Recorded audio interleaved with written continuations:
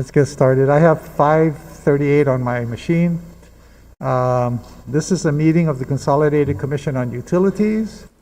And for the record, those present tonight are myself, Commissioner GPWACCU, Commissioner Sanchez, and Commissioner Guthards.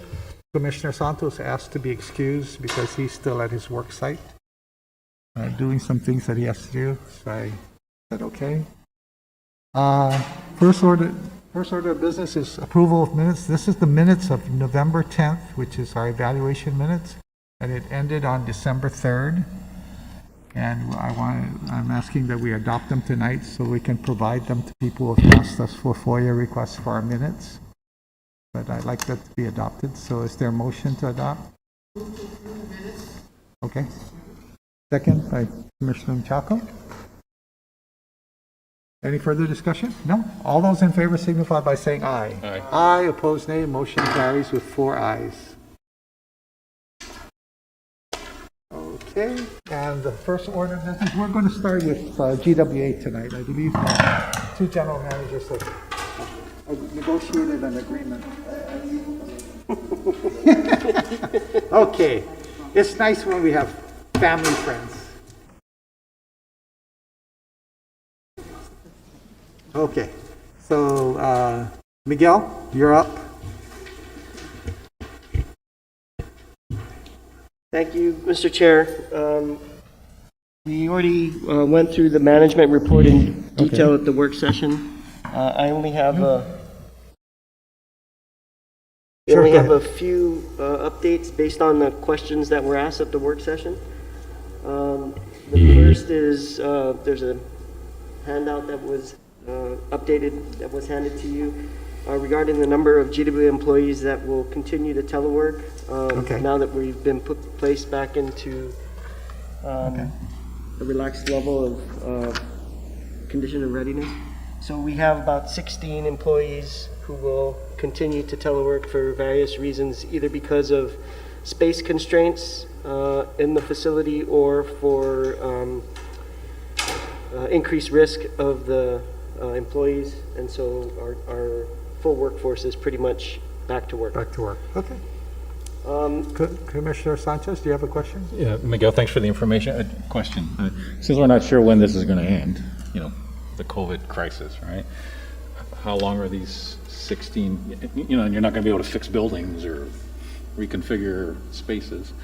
How long will this 16 be telework?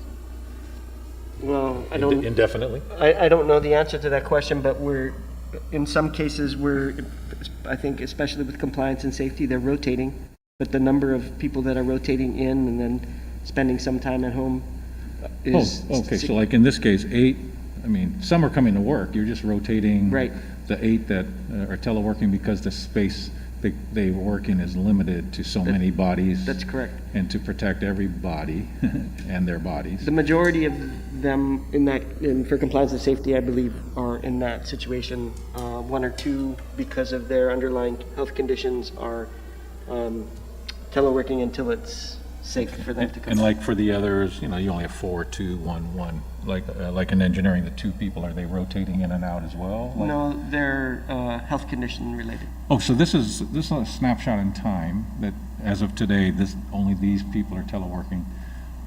Compliance and safety is doing it on a rotating basis because of space. Right. Some of the 16 have health issues, right, which you're allowing them to telework, right? Okay, and the total is 16 out of 370. 370. Okay. Something. Right. Thank you, Mr. Okay, Commissioner GPWACCU. Thank you, Mr. Chair. So, Miguel, for these positions, do they actually have the capacity to telework? Are they actually doing it? Yes. What would be for wastewater treatment? Can you explain to me what they're actually doing from home? Well, it's a management position, so he's monitoring all of the activity within the division and taking care of all the compliance reporting that he has to do. Mm-hmm. So he's still able to telework.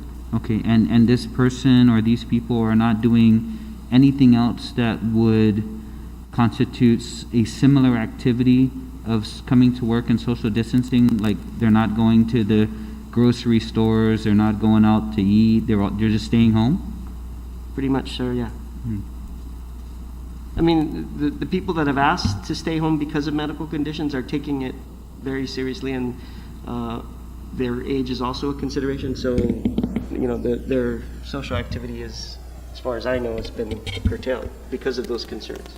Okay, I just want to confirm that the concern that they have of not coming to work is also, you know,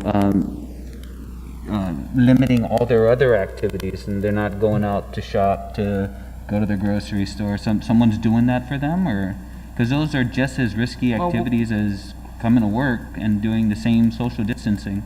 I understand, but my understanding is yes, and in one or two cases, they've been advised by their physicians not to come to work and to telework if possible. So we're providing that flexibility. Okay, thank you, Mr. Chair.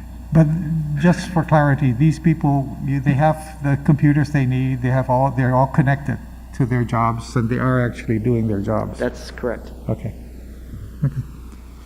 Okay, next, Miguel.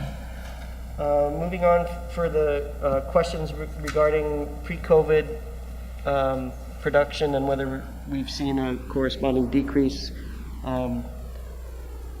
with the onset of the pandemic. The first slide we have is pre-COVID-19 production, and you can see there's a variance from month to month from May of 2019 to February of 20, before the pandemic started. And the orange line represents the average production, monthly production, which is just a touch below 122 million kgals on a monthly basis. And then the blue line is just a trend over that same period. And then if you move to the next slide, for during COVID-19, you can see reduced consumption month over month, and the average monthly consumption, production being at 1.18 million kgals. So that was a 3.2% decrease in production before COVID versus after COVID, based on the average of, I think this is 10 months prior to and 10 months since the pandemic was declared. So it's interesting, because 1.5 million tourists don't drink a lot of water. I mean, I'm just struck by how low it is. So the percentage, it's 3.2% on the production side. On the demand side, because of inefficiencies, the corresponding decrease pre-pandemic, post-pandemic is closer to 8%. In terms of the kgals we sell. Right. Okay, so the sale. Okay, so we're producing less water and we're selling even less water. Even less water. Because all right. So that's where you're. So why wouldn't there be more of a relationship between 3% and 8%? Where's the 5% going? So You're making more water than we're consuming because you're only making 3%. we always make more water than we consume because we have losses. So it's the inefficiencies and the losses Right, that but the account for the differences. The relative in difference this year to last year is 3 and 8, right? Right. I mean, last year you had leaks too, right? Pre-COVID you had leaks as well, and you all overproduced to make up for that. Now, assuming the system is, improved, but still largely the same, especially at the macro level, we're producing 3% less water. We're selling 8% less water. That 5% seems higher than the pre-COVID differentials. Am I missing something? I know. You're producing your production has differentials. gone down 3%, but Right. your consumption has gone down 8%. Right. So there's a difference of 5% in what you produced and what you demanded. Yeah, but And that's that an differential. apples to oranges comparison because the percentages are of different numbers.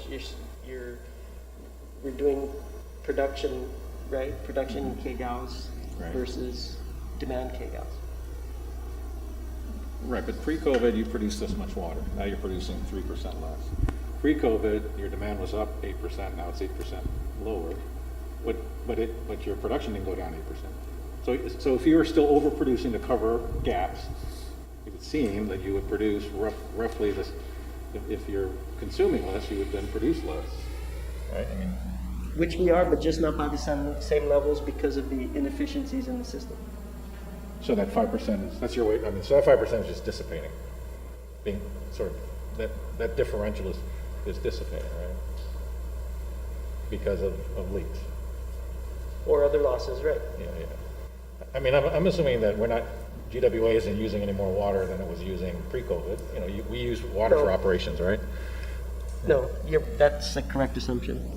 Right, so, I mean, the numbers are the numbers, it just struck me as, I thought there would be a closer Correlation? Yeah, because if you're producing, you would produce less if you're demanding less, but you're demanding much, if your customers demanded less. Your customers are demanding much less than what you reduced in production.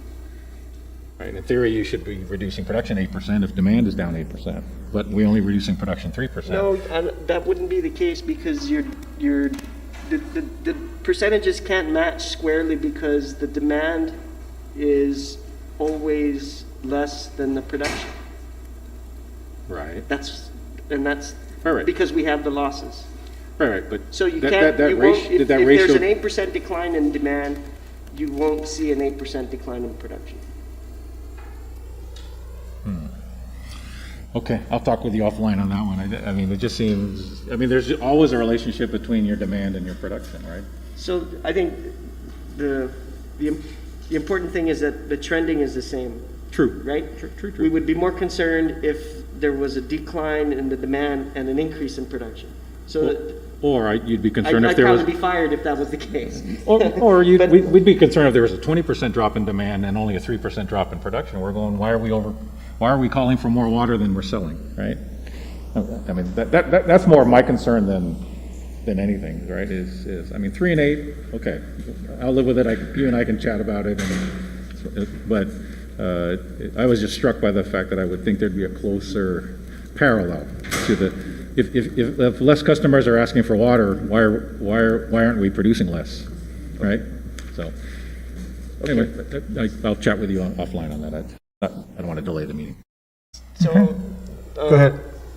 I was also prepared to discuss the OPA report if Sure. but if the board doesn't want to hear about it now, we can defer till next month. Commissioner Sanchez. Yeah, Mr. Chairman, in fairness to John B., we had forgotten to ask John B., as we did ask Miguel, just to be prepared to brief us now that the OPA has come out. I do have some concerns about the perception the OPA created, in suggesting that GPA and GWA were not following the law, when it's my recollection, more specifically with Miguel, because I remember he specifically discussed it, and I think it's even in your response, and there was an outreach to the AG, who never responded. Now the OPA has asked the AG for opinion. He may or may not respond, but I was in fact on my way here, Mr. Klitsky was talking about the governor didn't do double pay. She did 25, 15, and 10, right? But her rationale was because it's federal funds, she has the discretion to how to use those funds to pay for extra pay during crises, right? And that's how she's justified not double pay, but 10 and 15 and 25. And that applies to federal funds, which is why last week at the work session, I think I asked Miguel or John, I said, are we getting reimbursed for the pay? Because if we were, then we could make the case that, okay, then if we're going to get reimbursed, then we'll pay the governor's numbers. But since we're not getting reimbursed, I don't see how management has any other course but to follow the law, which was not changed by the executive orders of the governor. And they did. And yet, the implication from the OPA was that they did it. And yet he wants to ask the AG for an opinion just like we did, right? And an opinion that was never rendered. So, but in fairness to John, since he wasn't asked to prepare, we can table it. The OPA is out. It's not like we're going to change the report. But I think for our purposes, I just want to make clear, I just want to make sure I'm clearly understanding how management thought about the payment of additional pay during a declared emergency. I do recall the uncertainty of an executive order versus those personnel rules I assume either went through AAA or are in law. I don't know, I forget how they were created. And that there was a difference. And Mr. Klitzky FOIA'd the governor, and the governor's response said, oh, I can do the smaller amounts because it's federally paid for. And which, of course, if the OPA, he was concerned about, do our employees have to pay it back, all right? And the OPA suggested that we should have been paying the smaller percentage, but according to Mr. Klitzky in the FOIA response from the governor, this is the governor saying the rationale was, well, it's federally funded, I don't have to pay double pay, I can pay the lower tier, right? And we're not getting reimbursed, so these two folks had no choice but to pay the double pay, because even in the executive order, the governor did not repeal, suspend, correct me if I'm wrong, the governor did not suspend that, right? There was no suspension, and that was one of the specific questions that was asked. Right, and so it seems to me that I felt the OPA's criticism was a bit unfair to management, and particularly if you remember at the time, right? You're cranking out payroll every 2 weeks while this is happening. And 2 weeks after March 16th, it was still very unclear what the hell was going on, and we were going typhoon mode, which is double pay mode, and they had to crank out a payroll, so they had to make a call, right? And then the OPA suggesting they made the wrong call, and I just think it would be good at the next meeting so that JB can prepare, Miguel is already prepared, just to discuss the OPA's finding, the response to it, and if any other member is concerned about what I feel was an unfair perception created by the OPA, and it's important because these two had to make a management decision based on law, what to do, and I don't want it implied that they in any way broke the law, didn't consider, between them and our lawyer, didn't consider the what ifs, do we think about it this way, do we think about it that way? So the ultimately made a slides call. that I've prepared lay out the decision logic and also the timeline of all the everything that went into our consideration. So I can do it now, or I can do it at the next meeting. Well, here's what I would suggest. Why don't we ask you and John Beneventi to give us these materials, and we'll take it up at the next meeting, so that we're prepared. We have a month. Yeah, just put it on the next agenda. Yeah, Let's look at we'll it. put it on the next agenda, but if you want, you can pass out what you have now, Miguel, since you're prepared. And you can also send it to us electronically. And then what we'll do is, John, that'll give you time to put together what you need to do and send it out to us also, and I'll put it on the agenda for the next meeting. How's that? Okay? We'll put it in your general manager's report. Okay? Everybody okay with that? Any other? Or put it on the agenda, Mr. Chair, only because... You want a separate agenda item? Well, only That's because fine. sometimes in the management No. report, they cover so much. This is an issue that, one, I want to make sure No the problem. commission is... No problem. I'll put it on the agenda. Took a look at it, right? Yeah. Issue for No, discussion. I'll put it that's on the all. agenda. Do you want to deal with it at the working session, or? We can, I mean, if you... No, I'm we just could- we asking. could- Although I will say, I'm not here next month, but Okay. I can maybe try to do it remotely, although... Well, here's the thing. We can give everybody, Miguel's giving us something tonight. Miguel, you can also supplement this if you want in the meantime. And we can take it up at a later meeting. We can wait for you to get back. That's fine. 'Cause, Whatever the body feels. yeah, If I'm not I here, don't I'm not have here, a, the body can I act don't on it. have a problem with that. Yes. Okay. But not tonight, though. Let's- Okay, I'm okay, good with- that's I'm good fine. with If there's no objection, that's fine. Okay, moving right along, Miguel. We have no further updates to the management report, sir, so if you'd like Okay. us to go through the issues for decision, we could move to that. Sure, let's go straight to that. Resolution, First issue for decision is Resolution 06 FY 2021, and this is for our Route 1 sewer rehabilitation and replacement project, Phase 1 of that project.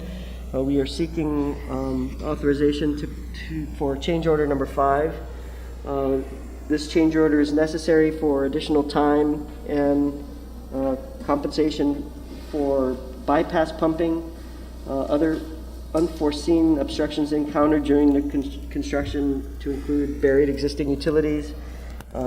We had two different archaeological finds, which caused delays and extra work. And then during the course of cleaning segments of the pipe for relining, we had a couple breaks that needed to be repaired. So all of this contributed to change order number 5.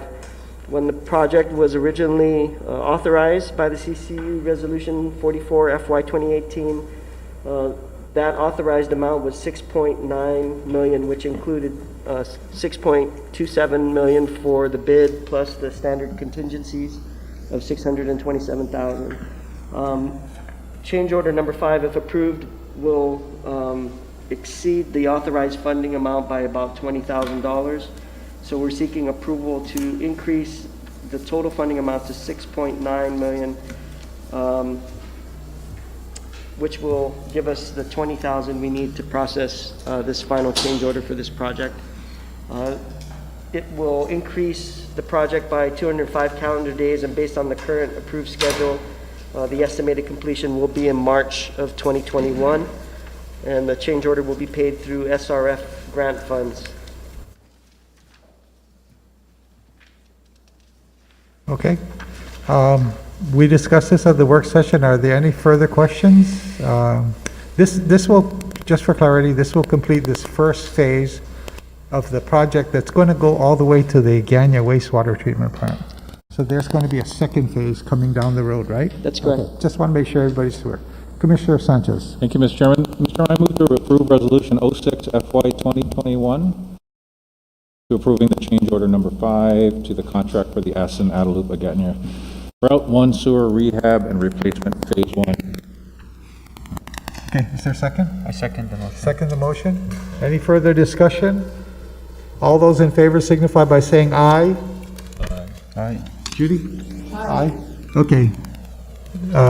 Nay? No? It's 4 ayes. The motion passes. Okay, Miguel, you're next. Thank you, Mr. Chair. Our next issue for decision is Resolution 07 FY 2021. And this is relative to approving an indefinite quantity contract for the supply of submersible pumps and motors for GWA deep wells. This is structured as a 3-year base contract with 2 optional 1-year extensions for a total of 5 years. These pumps and motors are critical for our deep well operations and production. You want me to do it, or you will just hold it? The estimated annual purchases will allow us to maintain critical inventory, so we are not waiting for pumps and motors to bring a well back online after it's gone down. Our estimate for estimated quantities annually are in the amount of about $500,000 per year. So for the 3-year base contract, we're looking at $1.49 million. With the 2-year options, that would add an additional $997,000. And as usual, we would seek the 10% contingency because these are estimated quantities and they may change year over year. So the total authorized funding that we're seeking is $2.7 million, and this will be funded out of revenues. These would revenue-funded CIPs. So we're seeking the board's approval on that contract. Commissioner Sanchez. Thank you, Mr. Chairman. Mr. Chairman, this is a recurring procurement for GWA. It's we're constantly going to need these pumps and motors, so I move to approve Resolution 07 FY 2021. Okay, is there a second to that motion? Okay, just moved in second. Any further discussion? I just have Sure. a couple of Commissioner questions. Jocko. So, Miguel, the number of bidders that tendered bids, just 2? There were 16 interested parties who downloaded the RFP, but only 1 bid was submitted. It was JMI Edison.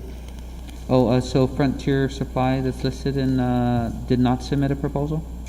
They did not submit a bid. So the page 323 on board book shows that there were 2, so was that just an error? I'm sorry.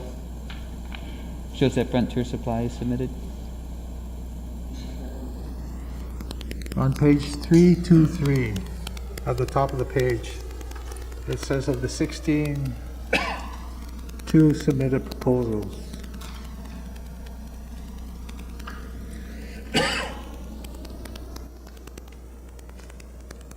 I just want to understand the, what the delta was between the two bids, just to, it's weird that you get 16 that pick a bid packets and,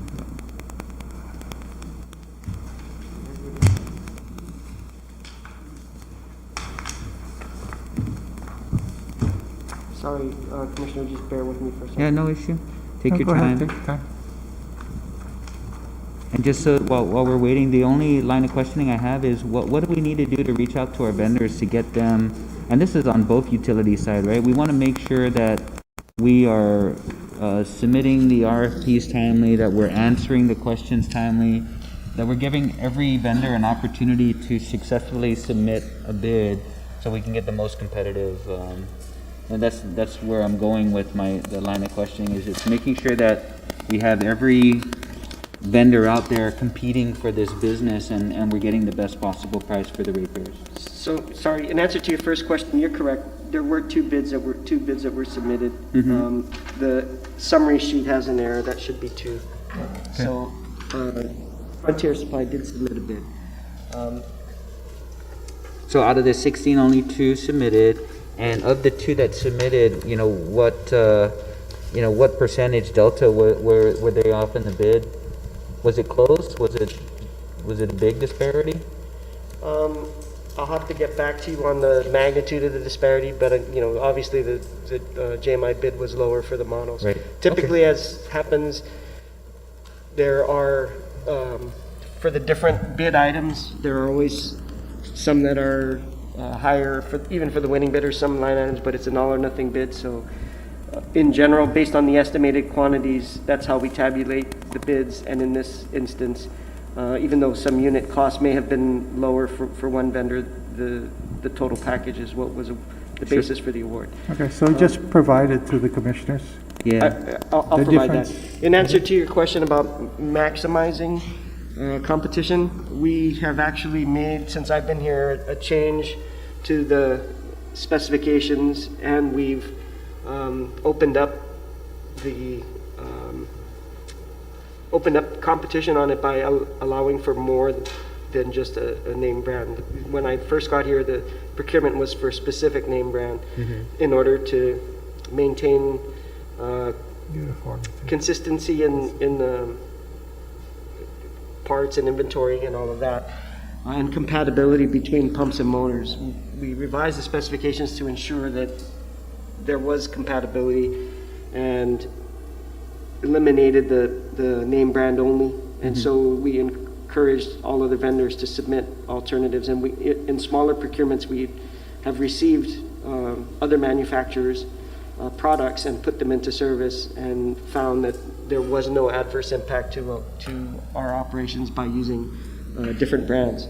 And so we've opened that up and encouraged bidders to submit to try to maximize competition. So I think we've taken the right steps, but it's still, there are not a whole lot of offerers or vendors that carry product lines that meet the specifications. And so that's the reason why there were only the 2 major companies that submitted bids, with the major manufacturers that submit or provide similar products.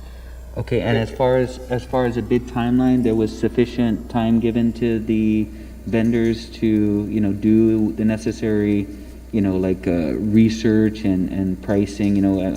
Yes. I'm assuming during the COVID timeframe it was probably really difficult for people to get pricing and lead times back from their, maybe their main suppliers, but do whatever you can to, increase open and fair competition. If extensions of time are requested and we have the time, we've been cooperative You've about providing accommodated those? extensions. Okay. Yes. All right, thanks, Mr. Chair. Okay, Commissioner Sanchez.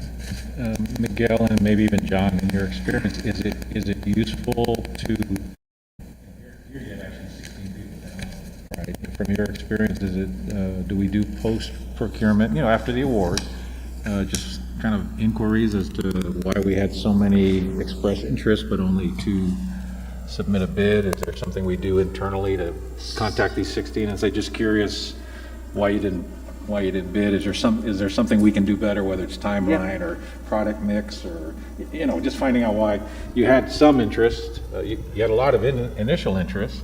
So in this specific procurement, we did not do a postmortem, but we have done that on several occasions for procurements that we've put out where we've seen moderate interest in the RFP package, but then no submissions.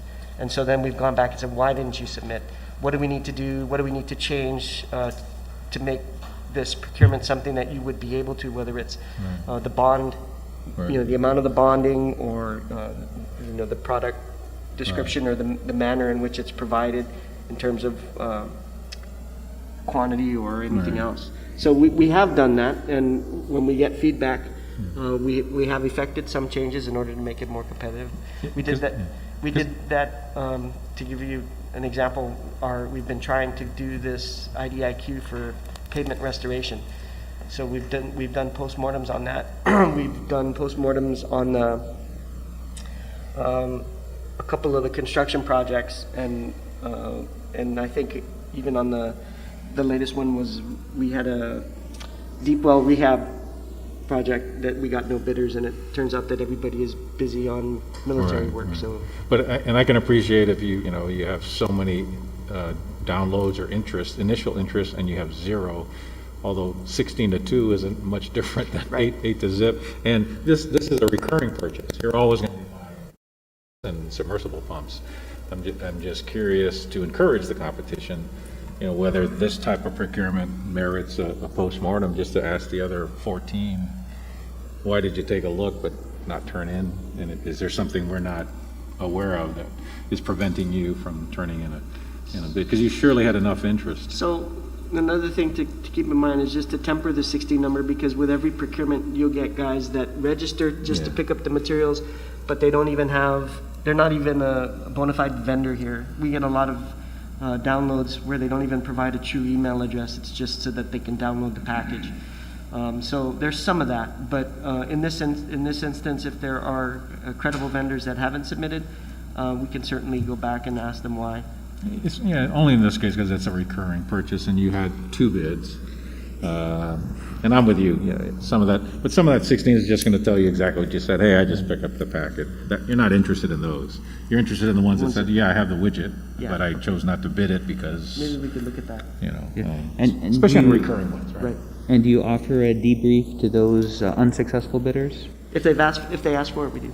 Okay, so it is a part of the process that if someone requests a debrief on the bid, you do sit down with them and go over, their strengths, weaknesses. I know they're limited to how much information you can divulge, very similar to the federal government, right? But you should encourage, it just so that they can, sharpen their pencil and know exactly what they need to do to be competitive.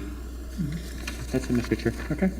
Any other questions? Thank you very much. Miguel, you have one more? I don't think we voted on this one yet, sir. I'm sorry. My apologies.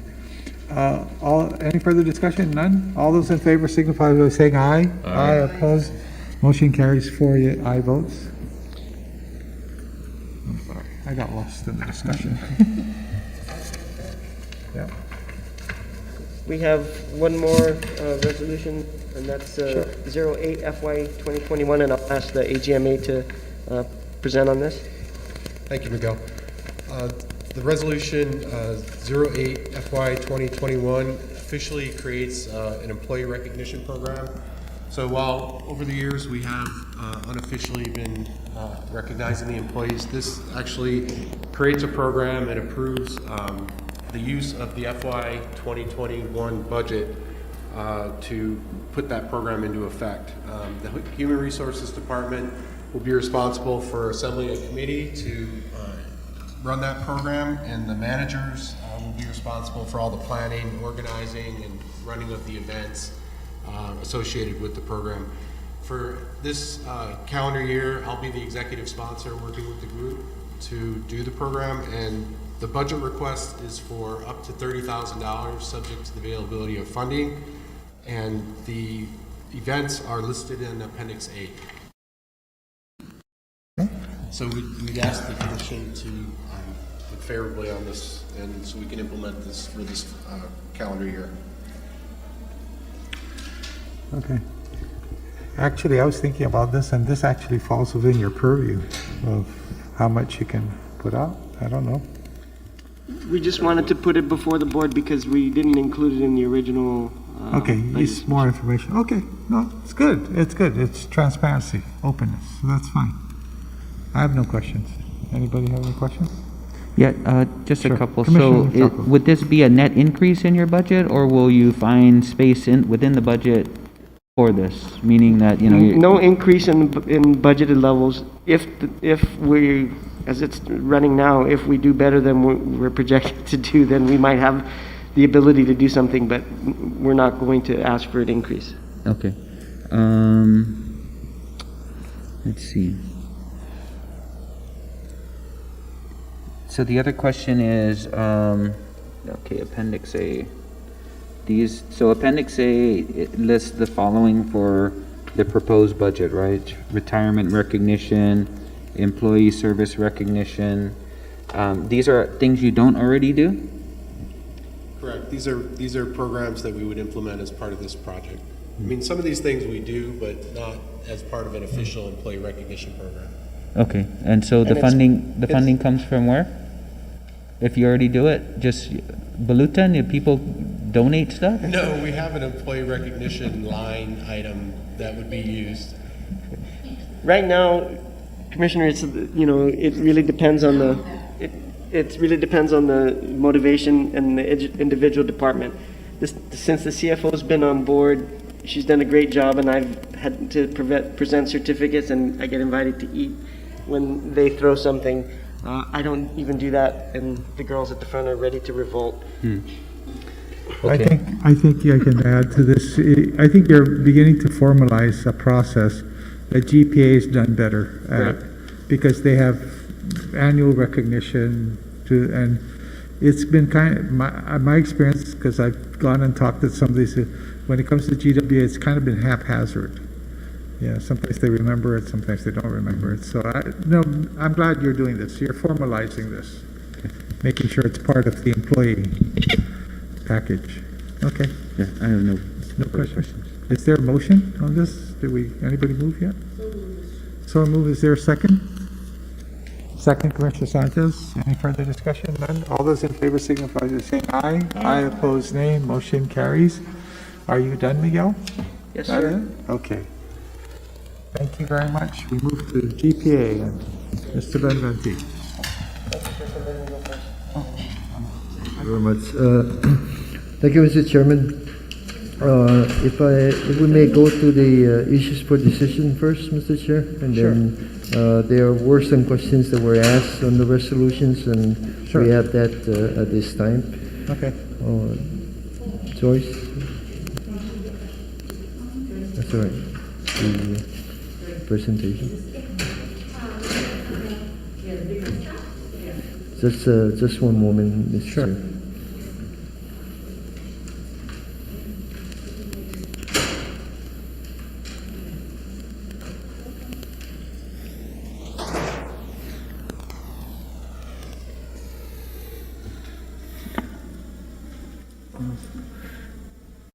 Thank you. The first item, Mr. Chair, is Resolution 2021-01. And this is the conversion of PDA 8 and 9 to burn ultra-low sulfur diesel, and compliance for the consent decree. Next. Again, as I mentioned last week, there are about 7 major areas of the compliance degree. And of course, one of it is PD 8 and 9 conversion. Next. Again, the consent decree was approved by all parties in order to comply with regulations promulgated since 2012. And the negotiated consent decree was filed in the District Court of Guam in February 2020. And of course, that avoided hundreds of millions of potential penalties that were over our non-compliance, because we had to comply by 2013, 2015 with this RICE MAC and what they call EGEO MAC. And in the consent decree, it requires conversion of the 8 and 9 to burn ultra-low sulfur diesel by December 31st, 2021. Unfortunately, to convert, we have to have the storage tanks for the ultra-low sulfur diesel. So this is tied together with this conversion. And COVID-19 delayed us because there was a stop order for several months with our contractor. And then even during that stop order, we went ahead, and utilized the tank for the short term, being under that COVID condition. And so this is now delaying that the conversion can occur until August 31st of 2022. So it's about an 8-month delay.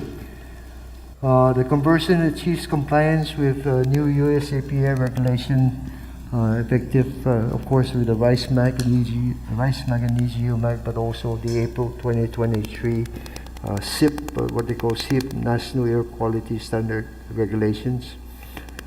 And again, the resolution allows myself to go ahead and sign the contract.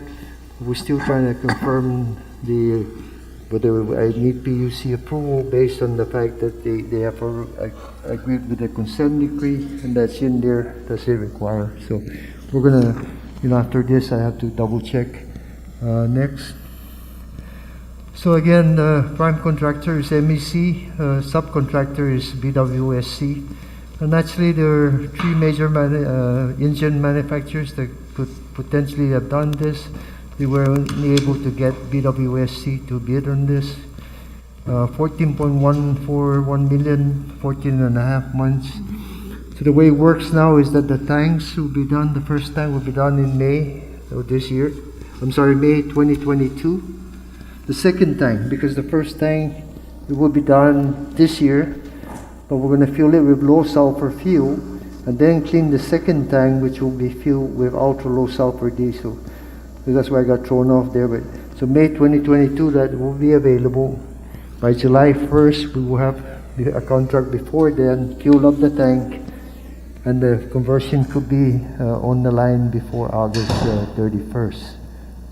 This is based on the new schedule that we provided US EPA, and we're working together to hopefully amend the consent decree for all of these delays. No? Next. A comparison of compliance alternative. Look at what it costs to convert a PD 8 and 9, including the capital investment, plus also the fuel costs for the period of what we had to do, and it came out to about $751 million. If we retire, we would have to burn more expensive, lower sulfur fuel. That brings the cost up substantially. So when you take the difference between the two, really the conversion will still save us in fuel costs, despite the fact that we have to make the capital investment of the 14 million. And then this is the assumptions, of course, I use. This is probably about 2019 prices, because last year's prices is not indicative. The biggest killer here was that I had to limit the 2 power plants. And as we know, we have very little reserve today. So therefore, that was another thing that significantly impacted. That was to me like a red line. We couldn't do this without having to limit the machines. No? Next. So again, Mr. Chair, also,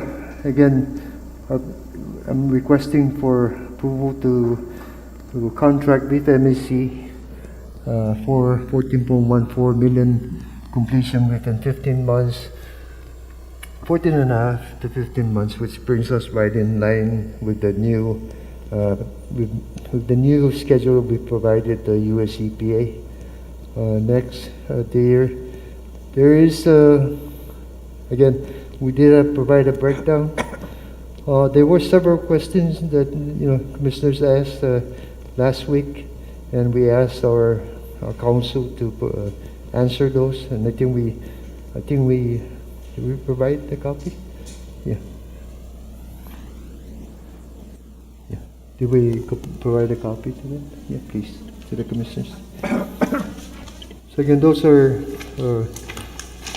the questions are, where is the venue for issues? Yes, it is the District Court of Guam.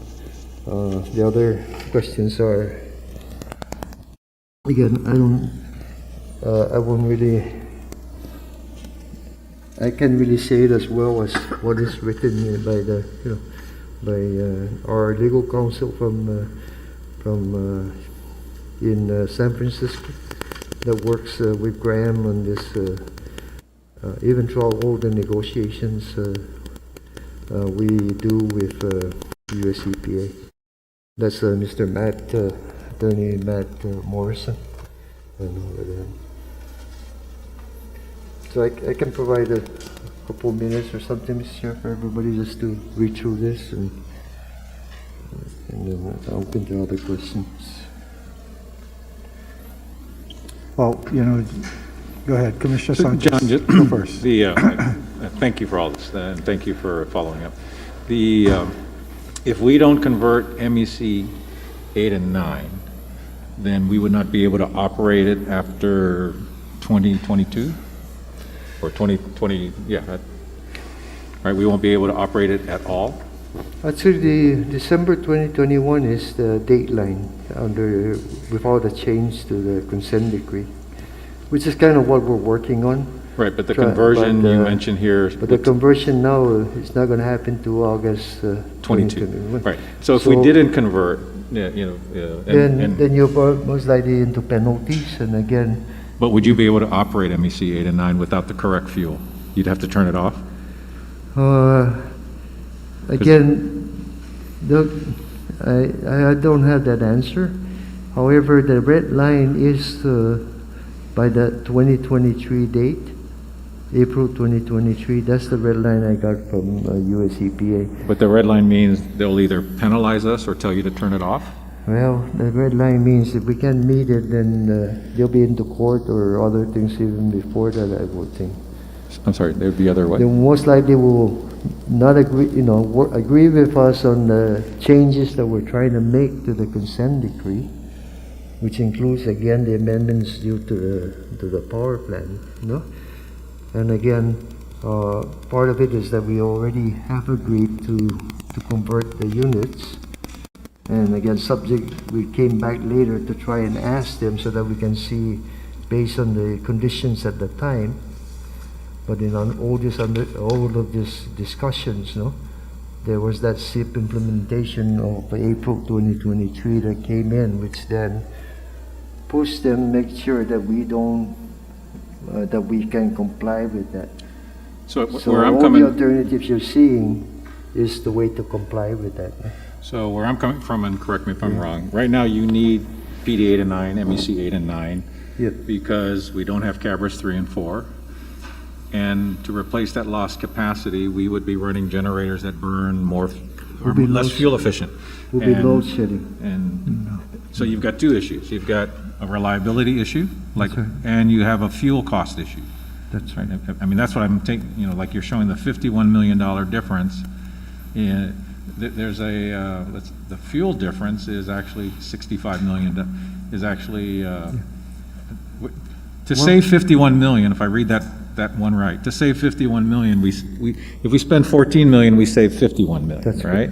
And the $14 million we would spend is coming from insurance proceeds for Cabras 3 and 4, which we were going to retire and get no money from.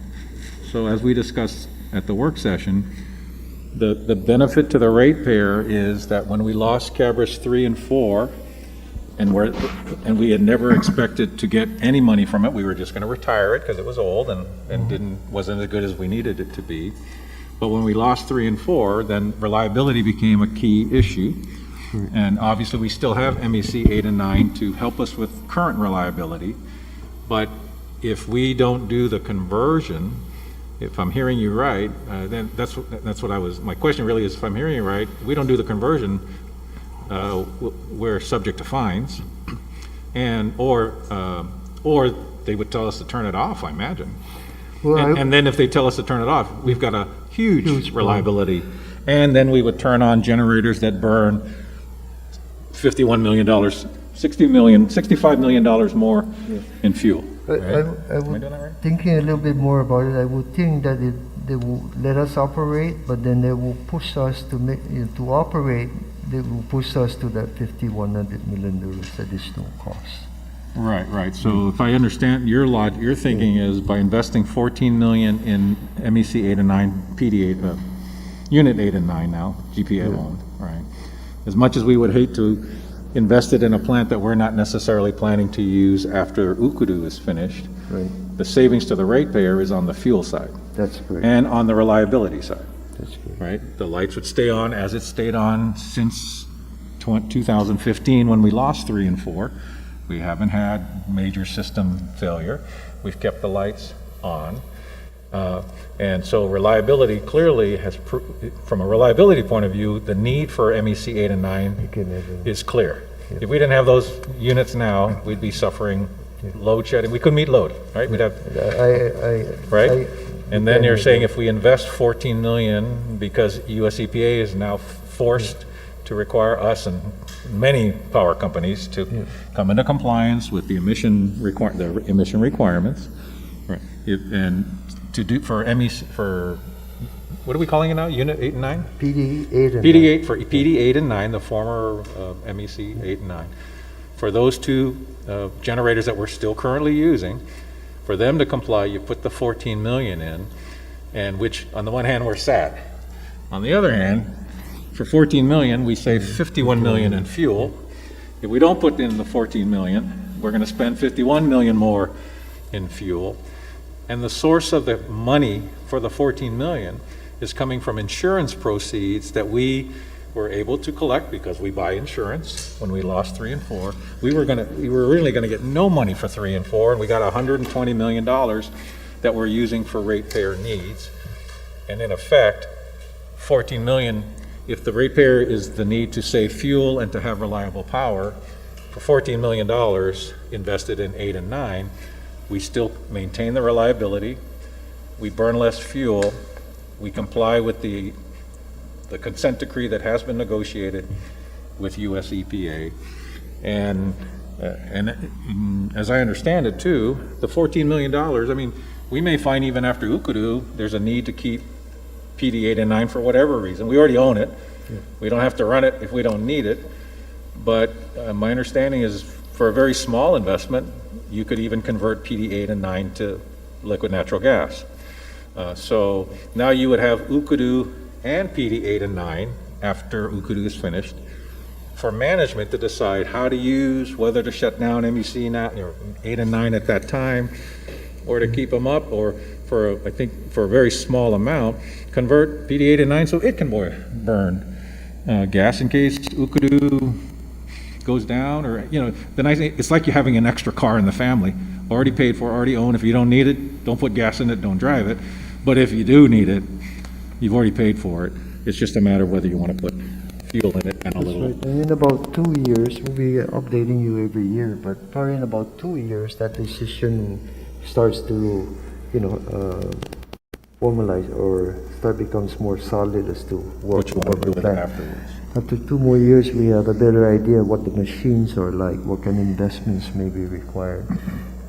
And the other thing is that you're mentioning the 14 million is already from insurance proceeds. It's not going to directly, indirectly down the road, it's not going to directly impact the customers.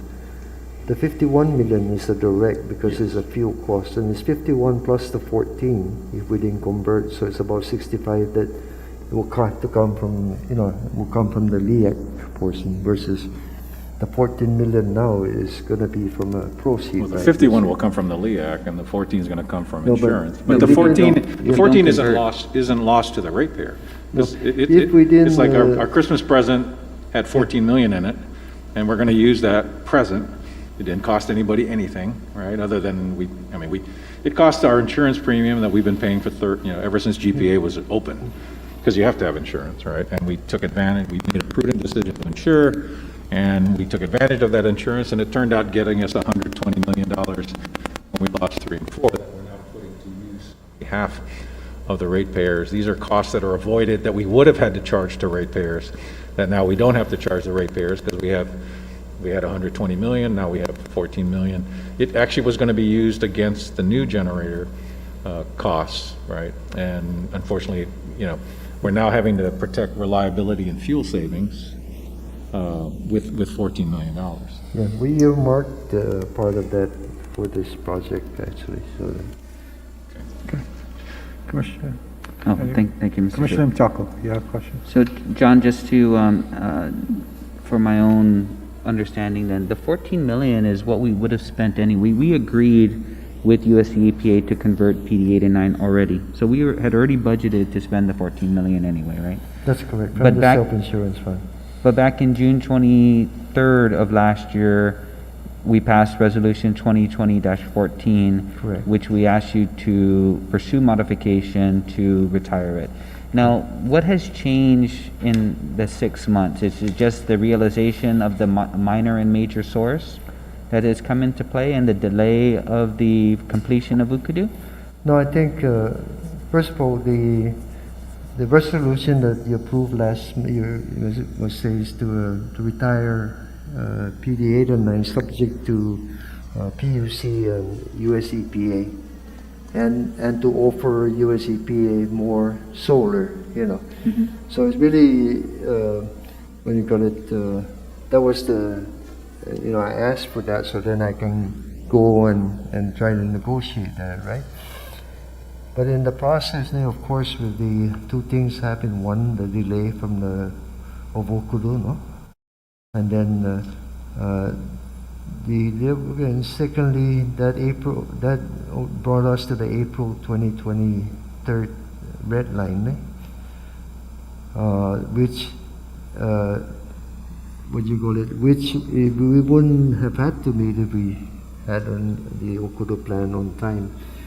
So again, nobody really knew, right? COVID-19, all of these things occurred, making it such an issue. So conditions changed. So that's why I had to relook at the base now, based on that, based on my discussions with US EPA as what may be an amicable solution to this between themselves and us. This is how I came up with the analysis to make, to go towards this. Okay. And then also Commissioner Sanchez is correct that now if you convert the 8 and 9, the retirement or date or whatever is really it's no longer a concern of US EPA because you're compliant with what it's supposed to do, plus also the April 2023 issue, no? So are there other units that are less efficient or older that we could choose to retire in lieu of 8 and 9 that we didn't previously plan on retiring? I think I started to show that, and then in the last presentation in June, I showed that really PD 8 and 9 is a real candidate for retirement because of several reasons. No, one, it is high cost to maintain because remember, as we go now, when the new power plant comes on the line, less than 15% of the energy will be generated by someone else other than Ukudu. So therefore, if you only have 15% of the energy, keeping an 88 megawatt machine, ready and available, when you look at all that cost, having that, even the 41 that I'm pushing forward, having a GPWACCU is really a lower cost scenario. Added to the fact that we also discussed that a lot of smaller units is better than 2 large shafts. As shown, if you lose one generator, you're out 40 megawatts. As shown that the GPWACCU lost 5 generators and they still push out 35. The same thing with the new 41 megawatts. You can lose 2 units, right? And you're still gonna push out 13 times, 40, 30 some megawatts. So really a future fit, and so, or other opportunities again include looking at Tenjo because it's about 30 years old, even though it's, still a fuel piston machine, but we're investing a lot of money and other things into it, right? Look at the other combustion turbines. So we're gonna run those numbers and then bring it to the commission and all of that. I still think that PD is still a top retirement, you know, and but I think we will need just one more thing is that for those that may think that when you put more renewables, and we're going to put over 200 megawatts of renewables over the next, 2 or 3 years or so, right? That you won't get rid of all these conventional units, no?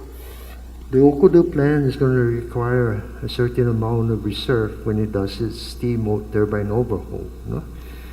In addition to that, when it doesn't rain, then, when it doesn't rain, when it rains, you always have a minimum conventional load, which is about 70% of whatever the peak is.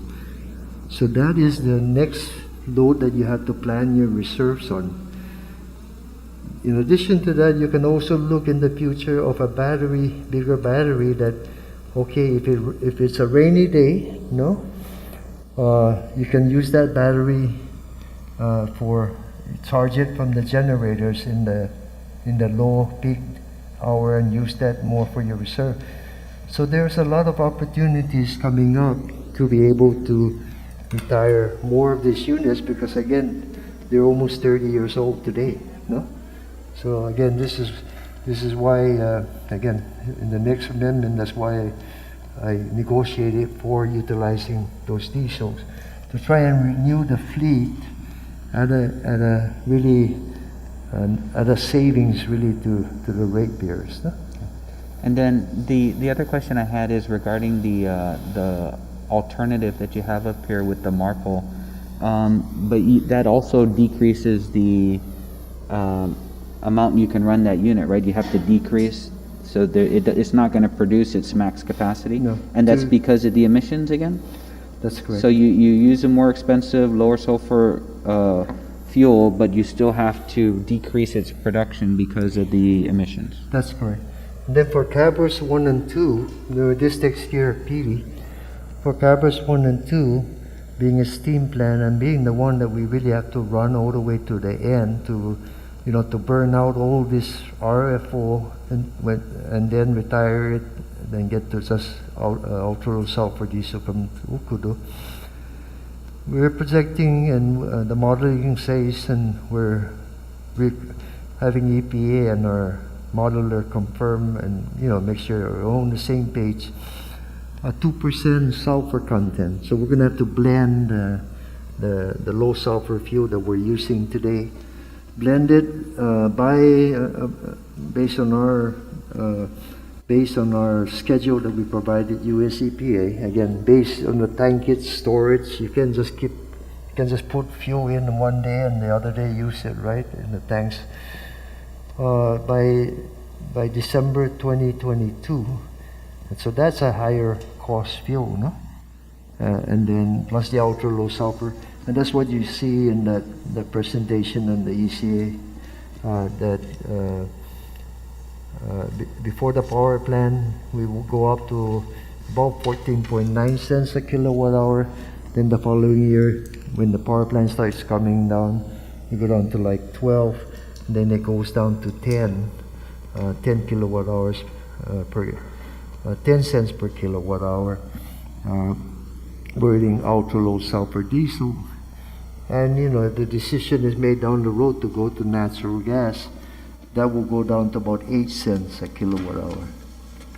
And because two things happen, your price of fuel goes down, and then secondly, the maintenance cost that you pay KEPCO goes down by $10 million a year.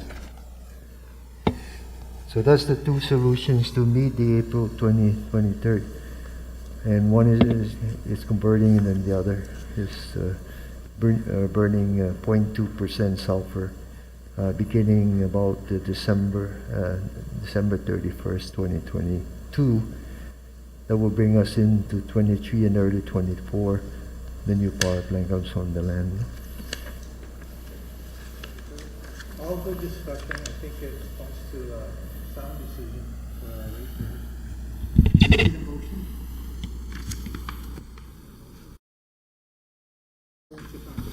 Yep.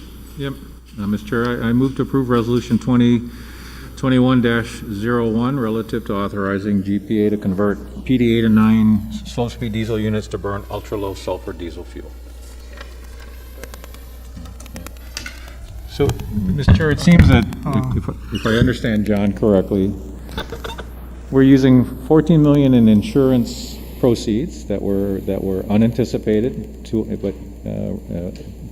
but we now have to our credit as insurance, that we have reliable power, and that we would save $30-40 million in fuel costs that would have to be passed on to ratepayers in the future if we didn't keep PD 8 and 9 running until Ukudu is finished. And then, so it's sort of, we're using insurance for insurance. And we're doing two good things for the ratepayer. We're saving fuel, and we're maintaining reliability. As Commissioner Limtiaco pointed out, if you now can't run MEC or PD 8 and 9, if you can only run them at 80% capacity because of the fuel they burn, right now we need 100% of those plants because we don't have Cabras 3 and 4. You're going to need them until Ukudu comes up to replace Cabras 1 through 4.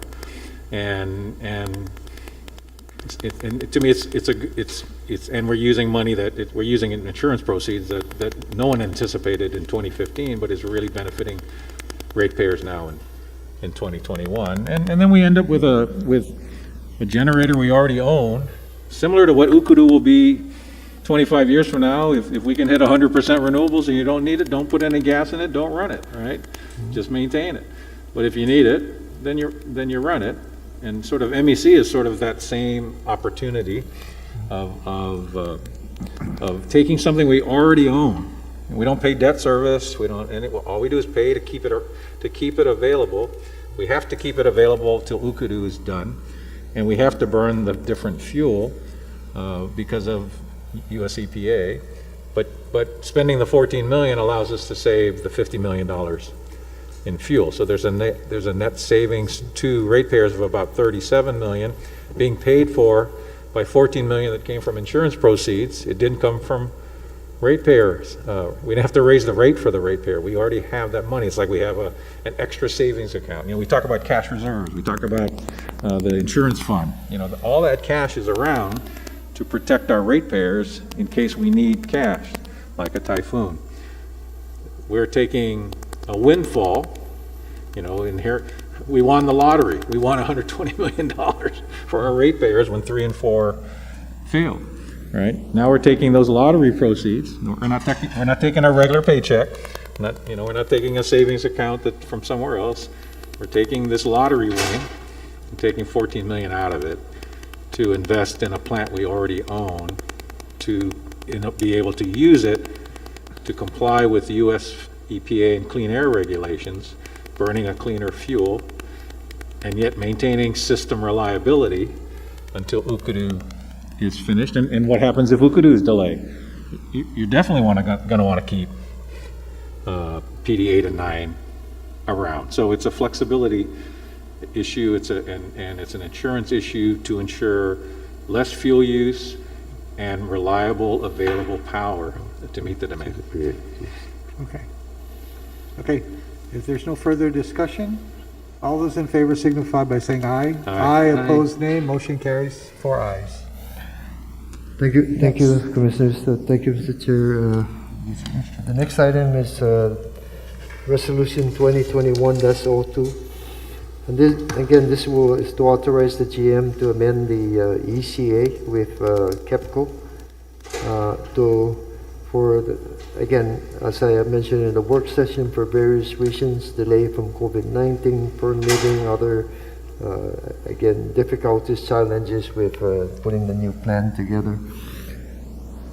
It's a proposal that I made to KEPCO as a way to go through what they call a minor source route, which permits the power plant in a much more definitive and clear, defined and achievable timeline, versus major source, which requires a lot of monitoring, and hopefully the monitoring numbers come out correctly that allow, that So it takes a long time to get a permit from a major source. So again, we worked out a new timeline. The new power plant to be online no later than April 2024, with best efforts of completion by November 2023. And when I say best efforts, Mr. Chair, what I mean for KEPCO and everybody else is I want to see a schedule for November 2023. And we're going to try and meet that schedule. And if, of course, something happens that's reasonable, then at least it gives us some, leeway, again, as the later schedule of April 2024. The original schedule was looking at best April 2023 and worst October 2024, which is again not what we were pleased with or can really live with. So we've come to an agreement to do this. They've gotten an EPC on board now, Doosan, which they contracted with already. And so we're just going to have to work and join hands and really work with the permitting agencies, asking their request to assist us in getting this plan through the process of the permitting, because it is critical at this, to get this done. In addition to that, Mr. Chair, the 65 megawatts of generator that was part of the original Okudo would have been for standby for Okudo itself and will anticipated run no more than 500 hours. The machines are typed that they will run no more than 500 hours, but also no more than 300 hours continuously. So that's like 10 days continuously, no? So we were able to negotiate for a machine that can run continuously at 41 megawatts, 24 hours a day throughout the whole year, depending on how far we can permit it under the minor source, which I believe will be over 5,000 hours at a year. So we had to move that out of there so that we can permit Okudo under minor source, the turbine that's very efficient, make it run as much as possible, move the diesel down to Cabras, and therefore by doing that, and then paying $2 million a year, which is not a fixed, it's not a capacity fee. Right. This is really an O&M fee, meaning they would have to have about 30 people or so to operate and maintain the plan, always ready for us, because the plan then will be could be dispatched by GPA 24/7. No? And then the variable cost is 2.5 cents, which you only pay if you use it. If you really don't use it, if the economic, it should be economically feasible, economically, because the heat rate is better than Agreco and all the others. And it really is incumbent on KEPCO to give us the best, most economical machine if they want us to run this machine as much as possible. Because if the numbers are correct, we're going to run it first. We anticipate they will do, no? And stuff. So that's a real value to that, because then it allows us to retire the other units, including, again, it adds to, the potential retiring 8 and 9, because if I look at the presentation that I had that showed the numbers of comparing the different units, these units will be producing at about 18.9 cents, and all the others at about 19 to 20 cents. So it's going to be the smaller ones. The small one, the new 41 megawatt. So I did that in that presentation. So based on that, Mr. Chair, we think it's a win-win solution for both parties. We made some adjustments to, which doesn't hurt the reliability of the system, I think, and provides us a better opportunity. And what I love about all this, and I don't say like I love, is the fact that we can turn it on. And KEPCO is maintaining this 41, so They would anyway. They would have to anyway. They're going to have to pay. So okay, Mr. Chair. There was one question that Commissioner if I Chapa has a remember, question. which Commissioner Limjialco brought up. This is what will happen now with the waterfall. Okay? So this is the, do we have the other waterfall? No, we didn't put it there, right? Yeah. The previous waterfall. The waterfall, I guess, is the one that showed based on the conversion, based on the new power plant, retirements, other things. What would the rates look like in 20 when the new power Okudu comes on the line? So again, 167. 167. this is the 2019 when we started going through. So if you look here, the cost of the new plan, 70 million. But then we look at all the offsetting things we were going to do. Retirement of Cabras, Jigu and Tenjo. Also looking at the Greco at the time. Insurance premiums are going to go down. Refinancing the bonds to reduce the debt service. So that's a net of 25 million. Then the fuel savings was going to come in at 57 million. Therefore, it will cost 31 million less to the consumers, to the customers at this time. This is the original. This is If you look here, but what you if you go to natural gas, there's about $9 million a year in operating costs, which is reduced from the KEPCO contract, and an additional $30 million of fuel savings costs. So therefore, the total cost to the consumer when the power plant is on the line is about $70 million, no? It's greater savings. John, just for clarity, this is the one that you originally presented? Yeah, this is the one that we originally presented, Okay. which our rate specialist got the numbers from and Sure, everything, and then projected how many percent decrease per customers. And you have a newer one? Yeah, but Okay. we didn't update that portion, but we always keeping track now, of the waterfall. Okay. To make sure that when we get to where we're gonna get, those savings are not watered down, no? Even though it's a waterfall, we don't want to water it down. Okay. So here now is with the adjusted plan, no? So based on this, based on the January 2021 This is estimate, the no? adjusted, yeah. I add the 2 million there, right? That's the 2 million from the 41 megawatt diesel plant.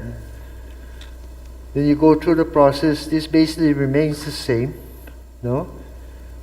And I think this 27 and the 25, there was a slight error on the 25. It's really 27, no, here. Okay. And then if you're seeing in the slide that I showed you last week, the fuel savings now is about 63 million, no?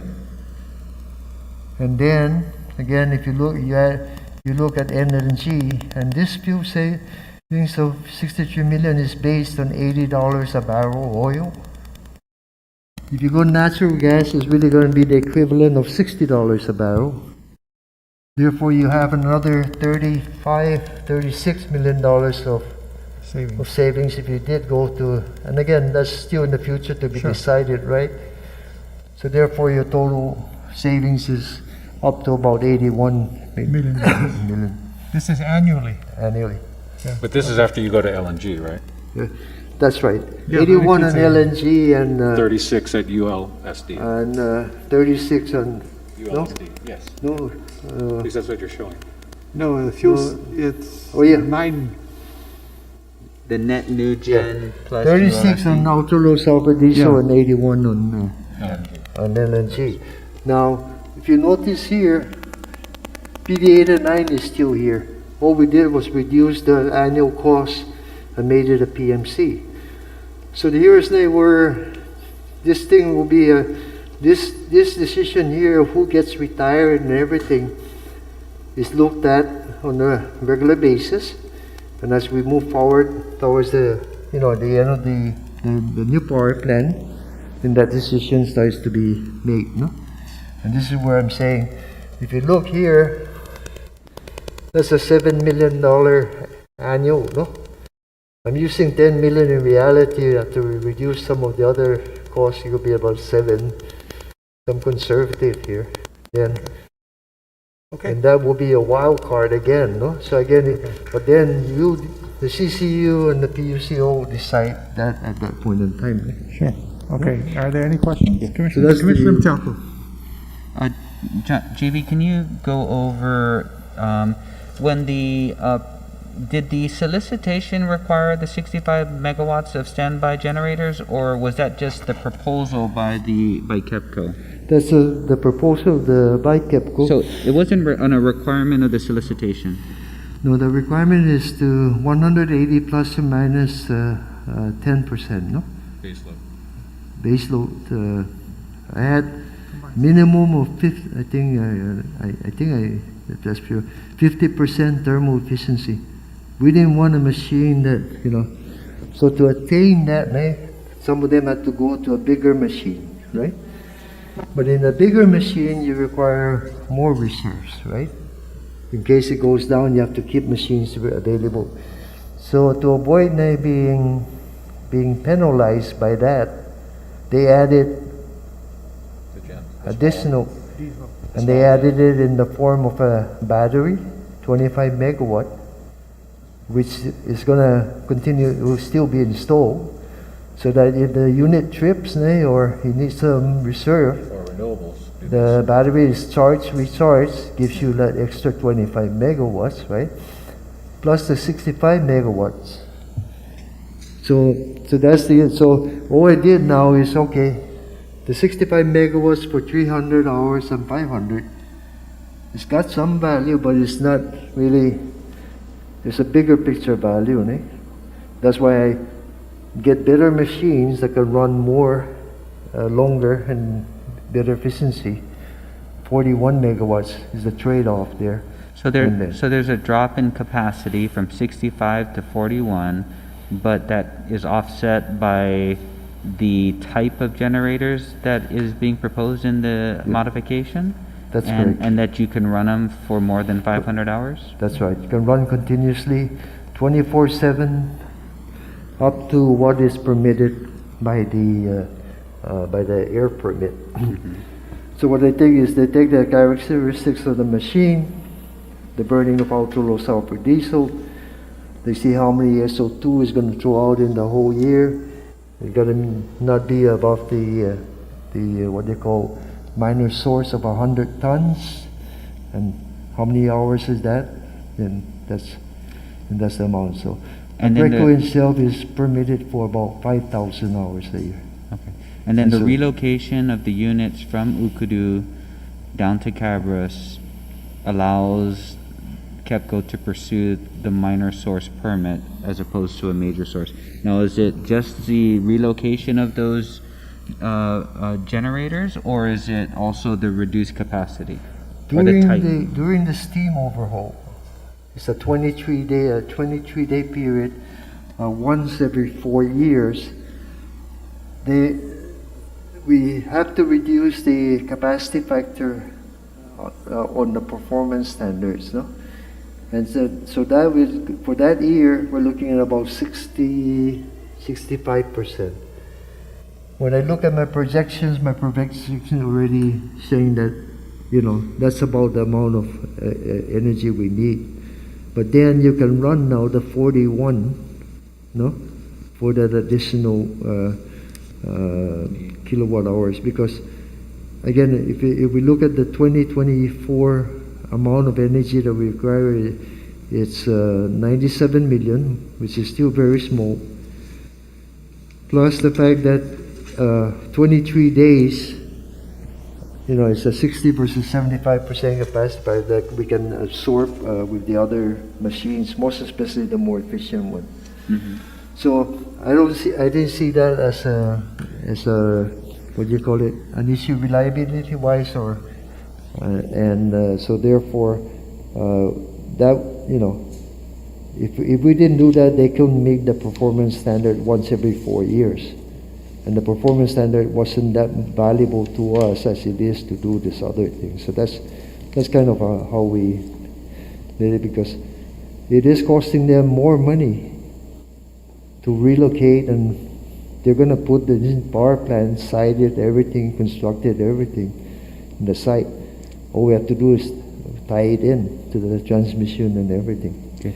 In And then addition to that, there's one more savings that occurs, I'm sorry, is that in the north and everywhere else, we truck the fuel to the power plant like a Greco. It costs about 22 cents a gallon more. That's $9 a barrel. By this unit's being down there, right next to the tank, you're saving right off the bat $9 a barrel in the competition. But- That's why it's cheaper also. But with the pipeline, that's not an issue, right? Yeah, It's with the just a- pipeline, you save $9 a barrel Right. when you run this versus all the other units, like Agreco, other places. That's why it's 18 cents a kilowatt hour for these units. So, they make it efficient. If KEPCO gives us the most efficient for this 41 megawatts, then, the more we can run this to the benefit and savings of the ratepayers. And the performance standard during the overhaul periods is still the same. There's Still no the same. changes to that. That's correct. And so we're just concerned about the reduction every 4 years when they need to do the overhaul or maintenance on the units. On the steam turbine, yeah. Right, on the steam turbine.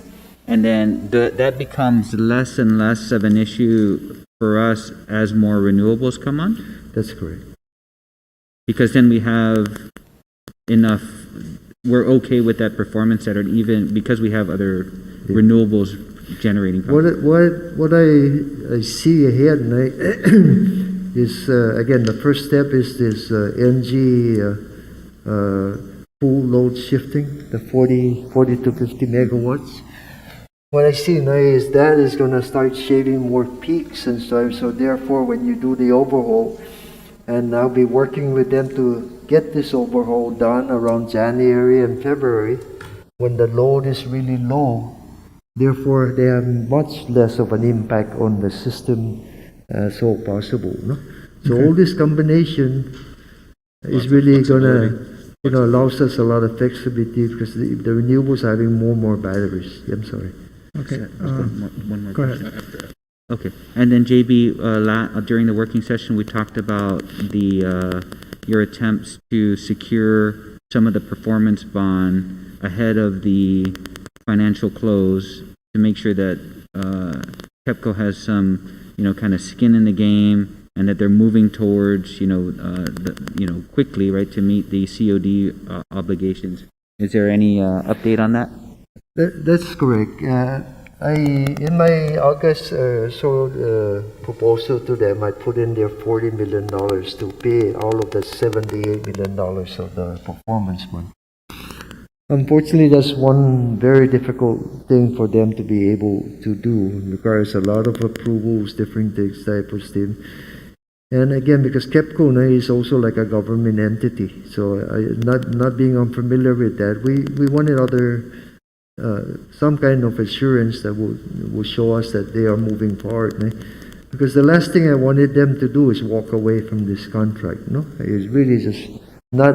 It's bad for KEPCO, because of course they're walking away from a contract, and it's bad for us, right? Because we have all these compliance issues and everything, and we have a plan. So therefore, what they didn't do before was they didn't contract with their EPC. They didn't sign a contract with them, which when they start signing those contracts, they have to start putting the deposits down on the machines. Otherwise, those costs start to rise. So this time around, before we even they had an EPC, which is Doosan. They came on board. And then they even have already signed a contract with Doosan. And as soon as over the next month or two, we'll be providing equity to Doosan, because remember, the contract itself requires that they provide 20% equity. So even before the financing clause, they have funds they have to use. So that is what they're going to do to supply the contractor, the mobilization, doing all of that. So they do have skin in the game, no? And again, I think they work real hard to make this happen. I don't see any indication that they're not going to go through it. And again, my assurance that I got, was the fact that they did all this contracting already and are already working on it. No? Okay. I just want to clarify one thing Commissioner Chaco brought out, but I want to make sure we're clear on it. When that 64 megawatts or 65 megawatts is up at Ukudu, it can only run for a certain amount of period of time. Correct. When you're putting it down at Cabras, you can run it all the time, continuously. And the savings in terms of the tank, having the tank right there next to the plant, is because if you had to run a Dedical 1 and 2, or the Matete units, or the Greco unit, you have to truck the fuel to that. Delivery So there's charge, no yeah. trucking for this one. There's a difference. This is, it's different. It's no Right longer. out it's the no- main tank, yeah. Okay, just want to make sure that, okay. Commissioner Sanchez. Thank you, Mr. Chairman. And John, on the battery, is it only for Ukudu's, KEPCO and Ukudu's use in case, to give power in case their unit fails for whatever reason? Or is it available for us to dispatch or to offset the impact of the of additional renewables on the system going to go up and down? I mean, we know that the new Ukudu generator is supposed to be able to handle the intermittency, but it's also, I was happy to see that they also pitched small gens and a battery. It's just, so now they're giving us a base load, they're giving us small generators for flexibility, and they're giving us a battery. Can that battery play a role in how we support renewables, or would it still be dedicated strictly as a backup to Ukudu? Yeah, and this is KEPCO's own proposal. They said they want the backup. They want that battery there. Can we use that as well? In the same way that it's turned out nicely, that we can use their small gens if we relocate it down to Cabras. That allows you to do minor source at Ukudu, because you don't have all that power up at Ukudu. You've now spread it out. Some of it now is back at Cabras, which is non-attainment already, right? And it reduces your total emissions at Ukudu. But that battery is also helpful. Can that battery be used to help us with the growth of renewables that we're bringing on, or that citizens might bring on? That's correct. That battery will be on all the time, because part of the reason for that battery being on is that in case they lose a generator, Right. that helps catch the Right away. right away. Just like we have the batteries that we're installing. It's tied, once it's all commissioned, it'll be tied in 24/7 to the system. But if you had a major, after we put in the Mangilau and the new renewables, and we have the 25 down there, Guam has a rainy season day, all of a sudden, huge cloud comes over all of Guam, and the intermittency is increased.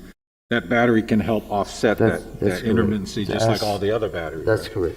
So it does play a role on the Yes. renewable side, not just if their generator fails one night and they need instant power until they get it back online. That's right, because it doesn't. It follows the frequency of the system, and the frequency is the same for everybody to follow. There's no Right. no segregation of that, and so therefore, it has to stay on the line too. And then, so what you see, I showed you the other day, how it went from this to Right. like this. So that bandwidth now starts to get better and better and better. Provided, of course, the more batteries are added in the system in the form of utility or the Individual. customer. But as we have said, we'd rather put it in for everybody because it's cheaper doing it that way. No? That's a good. Okay, could we have a motion to approve? So moves. Is there a second? Second, Commissioner Sanchez. Any further discussion?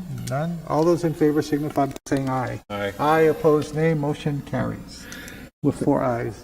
Thank you. John, what else? Do you have anything else to tell us? No, Or that's Mr. it? Chair, just the GM report. We are tabling the property insurance. I think John Okay, was supposed to have that's some fine. discussions and stuff, and I Okay. don't think that will occur maybe until In probably February. next month. Okay, The next month that's meeting. fine. And We John, still when, have time to yeah. put out the bid Okay. if necessary there.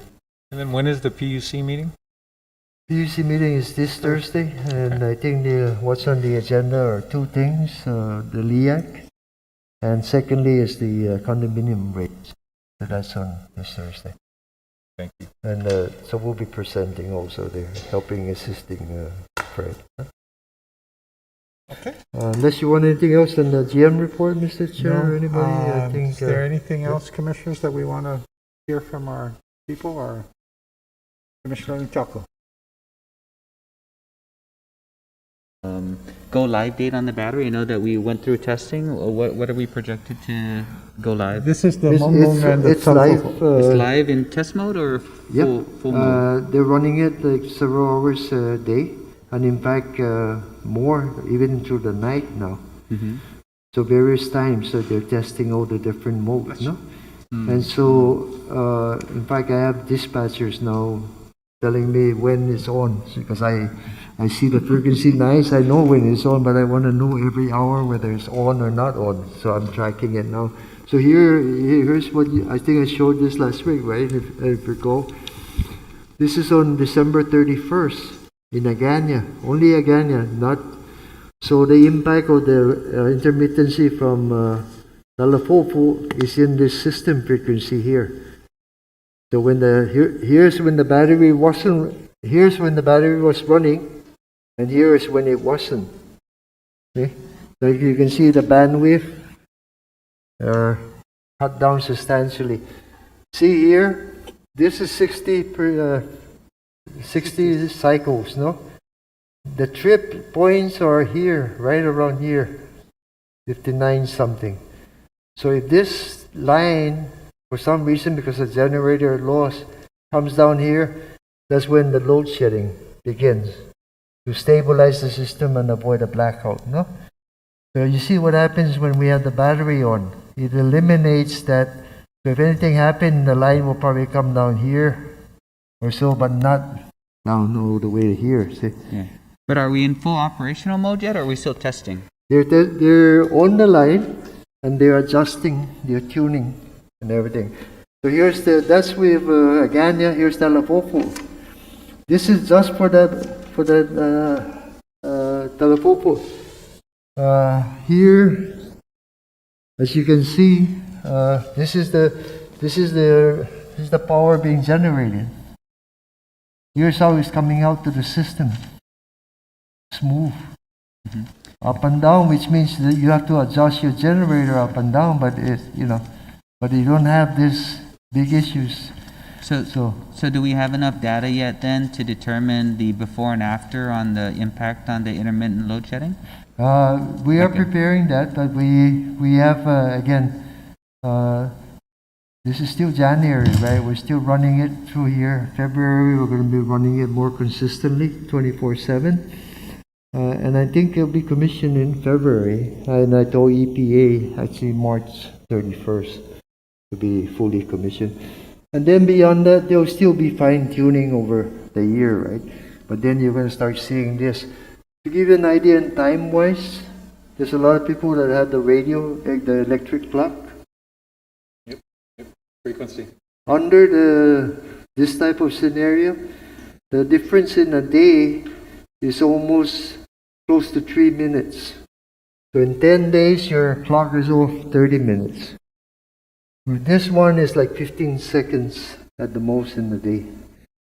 At that bandwidth. So as time goes by with more batteries, so in 10 days, 15 minutes is 1.5 minutes is all you're going to be off. See? Okay. Commissioner Guthrie. Yes, I have a question. Starting my classes.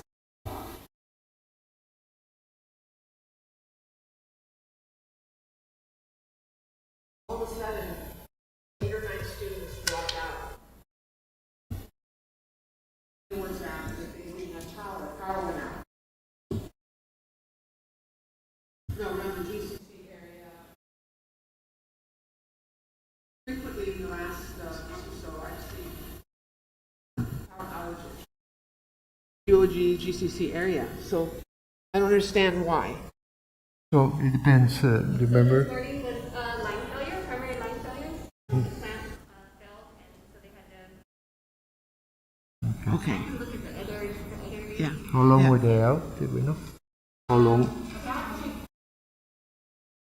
Yeah. Okay.